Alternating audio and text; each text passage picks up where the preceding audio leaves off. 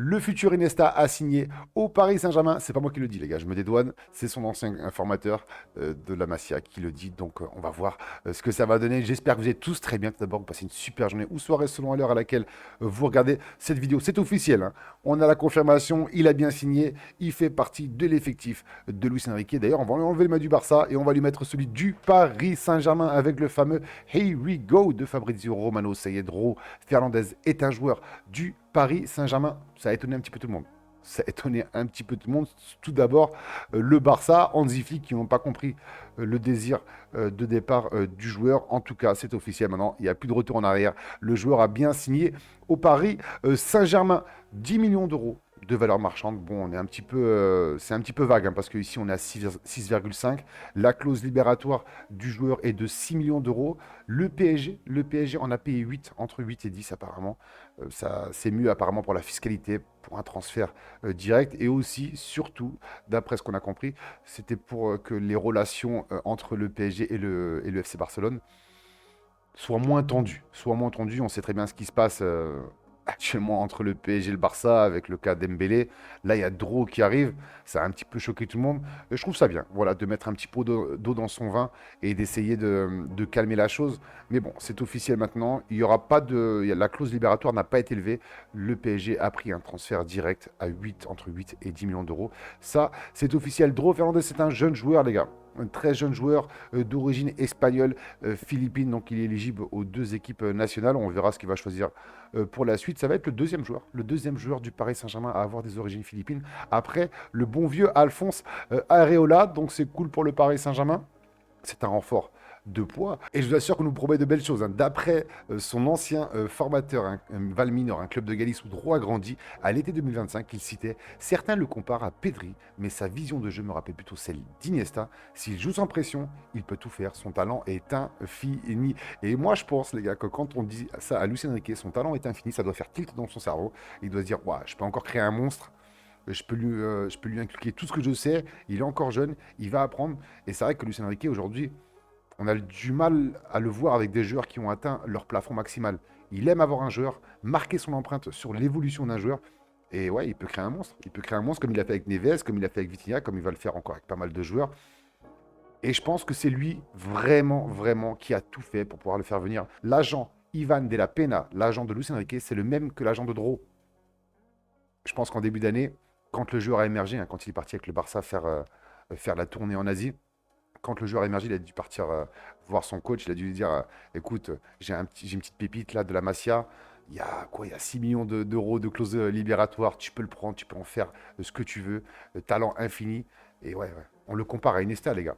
Iniesta, les gars, pour ceux qui sont de ma génération, c'est pour moi l'un des meilleurs milieux de terrain de l'histoire du football. Donc, ouais, c'est un super compliment. Et on nous vend du rêve. Et j'espère qu'on ne se trompe pas.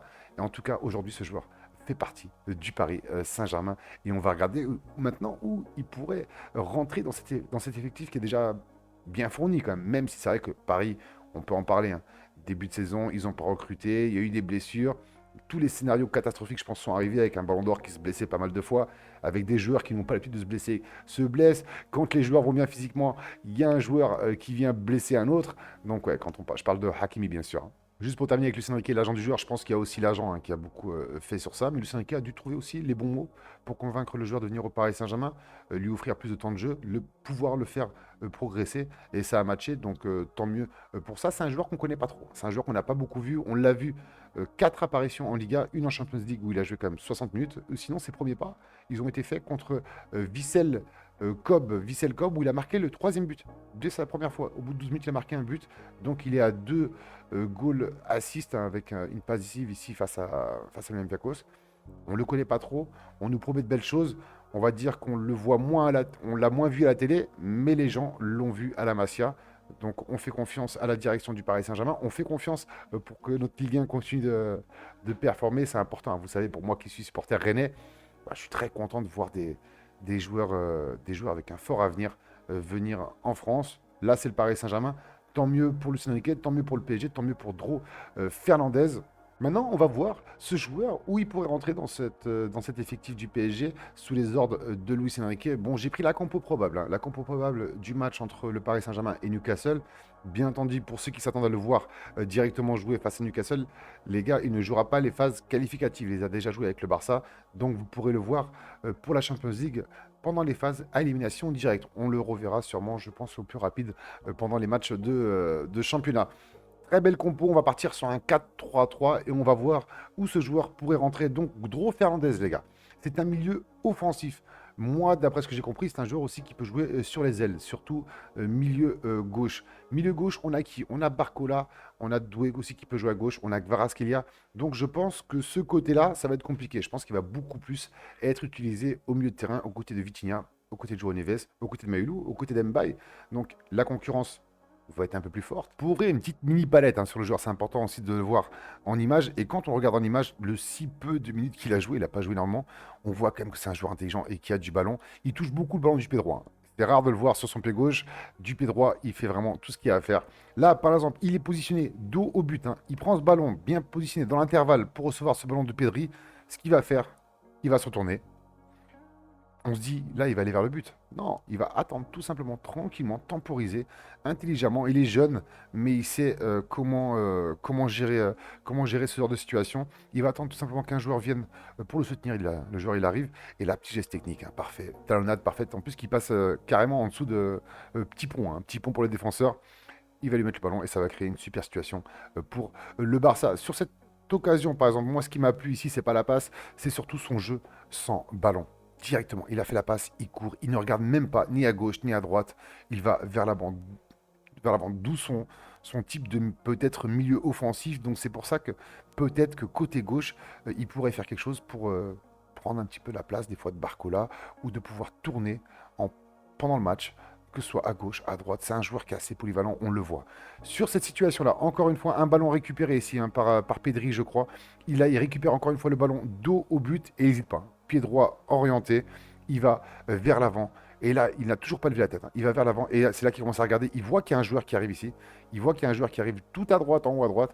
Il va aller se projeter vers le milieu de terrain. Il va lui mettre le ballon. C'est Fermin, Fermin Lopez. Et là, Fermin Lopez qui va mettre ce but. Mais franchement, on voit que les prises de décision sont très bonnes. Il aurait pu continuer d'avancer. Il avait l'espace parce qu'il y a un joueur ici qui fait l'appel, qui retient ce défenseur-là. Il aurait pu continuer d'avancer, peut-être tenter la frappe. Mais non, tout simplement, il l'a vu. Et il a tenté la passe. Vraiment, le joueur a à peine dépassé son niveau que le ballon est déjà parti. Sur cette situation, encore une fois, contrôle toujours dos au jeu. Et ce qui me plaît, c'est toujours cette capacité à aller vers l'avant. Il ne réfléchit pas, c'est pas un joueur, parce qu'il y a beaucoup de milieux de terrain qui aiment beaucoup faire des passes vers l'arrière. Lui, non, c'est toujours vers l'avant. Contrôle cette fois-ci, orienté, pied droit toujours. Il se met toujours sur son pied droit.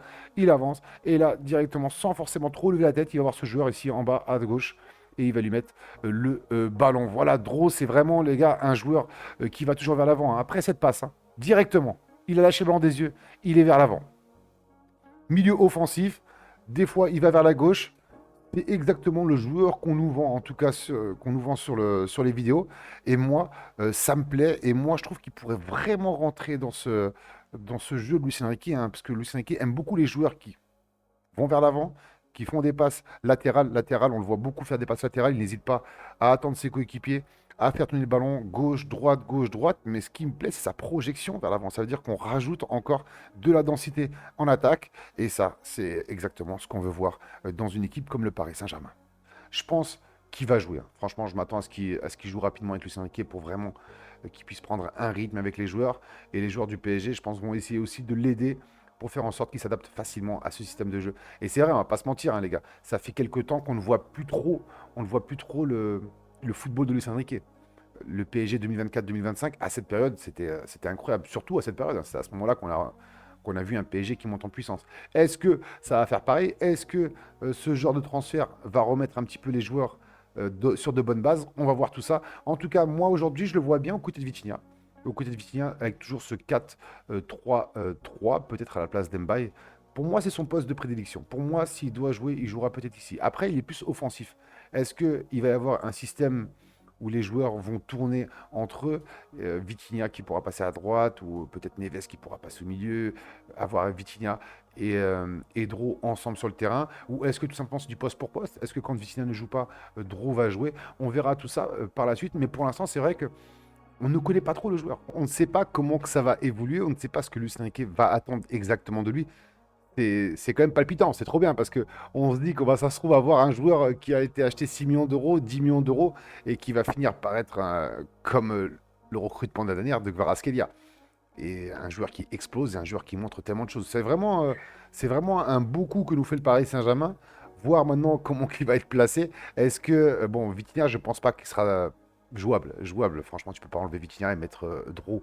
Et déjà aussi, on va voir aussi ce qu'il apporte, ses premières touches. Je pense qu'il va être très bien accueilli par le parc. Je pense que ça va lui faire drôle aussi d'avoir un autre statut, parce qu'il n'avait pas le même statut au Barça, il n'aura pas le même au PSG. Je pense que quand tu es transféré comme ça, tu pars sur une certaine base, et surtout que l'entraîneur a voulu t'avoir, donc l'entraîneur te fera jouer. Ça plaît pas Hansi Flick, hein. Je pense qu'Hansi Flick aussi, c'est quelque chose qui lui fait un petit peu mal, parce que c'est un entraîneur aussi qui aime bien lancer les jeunes, et je pense, et d'ailleurs c'est lui qui l'a lancé, mais je pense que Hansi Flick avait envie aussi de le faire évoluer, et pourquoi pas le faire exploser au Barça. Maintenant, c'est pas fait, le Barça aussi l'a mal pris, mais bon, maintenant c'est une autre histoire, on passe à autre chose, et on va voir le joueur comment il va continuer à l'avenir avec le Paris Saint-Germain. Est-ce qu'il va faire 6 mois de folie où il pourra tout le temps jouer? Ça serait exceptionnel, hein. Franchement, ce serait incroyable de voir un joueur émerger. Et peut-être. Parce que moi, les gars, j'ai l'affiche Futur Iniesta. Le Futur Iniesta, il me hype de fou parce que je me dis, ouais, ça se trouve, les gars, on va se taper encore un joueur exceptionnel en Ligue 1. On va se régaler. Ce que fait d'autre côté Hendrick, on a fait les matchs en live de Hendrick, c'est incroyable, les gars, ça fait toujours plaisir de voir le niveau de la Ligue 1 qui augmente de jour en jour. Et là, maintenant, c'est vraiment. On a du mal à se projeter avec Dro Fernandez, on a du mal à se projeter parce qu'on ne sait pas trop comment il va être utilisé, on ne sait pas trop ce qu'attend de lui Luis Enrique. Ça se trouve, Luis Enrique va le remixer et va nous faire de lui un attaquant, on ne sait pas. Mais d'après ce que j'ai vu, c'est un joueur qui a un bon équilibre sur le terrain. C'est un joueur qui lève toujours la tête, qui regarde beaucoup, qui est très technique, hein, qui n'hésite pas à tenter des talonnades, des passements de jambes, et qui passe, et qui cherche souvent la passe plus que la frappe, parce qu'on l'a vu beaucoup de fois, hein, lors des derniers matchs, on l'a vu beaucoup de fois devant les 18 mètres, et ne pas forcément chercher la frappe, et chercher plutôt la passe, et c'est ce qui plaît à beaucoup d'entraîneurs. On sait que beaucoup d'entraîneurs préfèrent le joueur qui passe que le joueur qui marque. Et je pense que Luis Enrique est aussi quelqu'un dans ce type-là. Maintenant, on verra, mais je pense que les beaux jours du PSG ne sont pas finis. Je m'attends à voir un PSG qui sera encore plus fort à l'avenir. Franchement, les gars, c'est vrai que face à Lille, on a vu un PSG qui a été retrouvé. Lors de la première mi-temps, ça a été impressionnant. Possession, pressing, contre-pressing. On l'a un petit peu moins vu face à Benfica, même si à Benfica, ils ont eu la possession, ils ont frappé. Voilà, c'est le foot, hein, c'est le cours du jeu, hein, c'est comme ça. C'est pas forcément le meilleur qui gagne. Mais j'ai l'impression que le PSG est bon, mieux face à OCR. Ça a été un match très dur. C'est un match qui est après la Champions League. Il y a un autre match qui est juste après. Donc forcément, peut-être que les joueurs ont un petit peu moins dans leur tête la Ligue 1. Mais je m'attends à voir face à un Newcastle un PSG très, très, très dominant et qui va faire du mal à cette équipe de Newcastle. Donc on fera une vidéo prono demain. On fera une vidéo prono et j'en parlerai un petit peu plus de ce match face aux Anglais du Newcastle. Mais en tout cas, pour se projeter pour Dro, voilà, on va voir ses premiers matchs et c'est à partir de 2-3 premières entrées. Peut-être qu'il jouera titulaire, hein, avec Luis Enrique, on peut s'attendre à tout. Je sais que c'est un coach qui aime mettre directement. On l'a vu avec Chevalier, on l'a vu avec Zabarni. Chevalier, il avait signé 2 jours après, il jouait. Zabarni, il a signé quand il a pu le mettre, il l'a mis. Ouais, c'est un entraîneur qui aime mettre directement les joueurs dans leurs responsabilités. Et je pense qu'il va faire ça avec Dro. Et je m'attends à le voir jouer, hein, pour le prochain match en Ligue 1. Je m'attends à ce qu'il joue, peut-être même voir titulaire avec le Paris Saint-Germain. Merci à tous d'avoir regardé la vidéo. J'espère que ça vous aura plu. C'était juste un petit débrief, une petite analyse de ce joueur à fort potentiel que je trouve très intéressant. Et on le suivra durant la saison. Et ce sera une petite animation en plus avec ce petit duel avec Hendrick. Voilà, 2 joueurs, un qui vient du Real, un qui vient du Barça. Et les matchs s'annoncent complètement fous. On a encore plein de matchs à faire. Merci à tous ceux qui me suivent. Et n'hésitez pas, hein, ce soir, on est en live pour le match entre Le Mans et Dunkerque. Petit live Ligue 2 pour le top 5. Ça va être intéressant à faire. Et on va voir qui. Parce que la bataille pour la Ligue 2 est impressionnante. Pour la montée est complètement folle. Et on se régale. Merci à vous, les amis, d'avoir regardé cette vidéo. Je vous embrasse. Bonne soirée, bonne journée, selon l'heure à laquelle vous regardez cette vidéo. C'était Thomas. Ciao.